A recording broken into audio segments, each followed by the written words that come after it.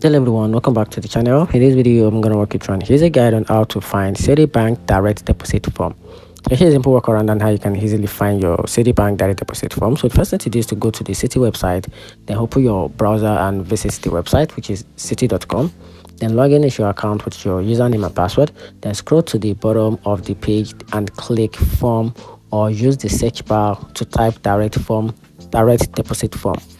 Then after that, you have to look for direct deposit authorization form in the list of form.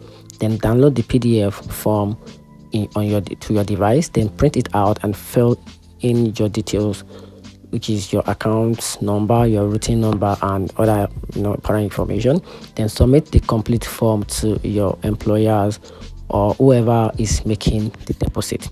And here's a quick tip: you can also get the form by visiting a Citi branch in person and asking for a direct deposit authorization form. In case you don't want to download online, if you want a physical, you want to go physical. And that's it. Hope you find the video helpful. If you did, download the vision button and subscribe for more. Thanks.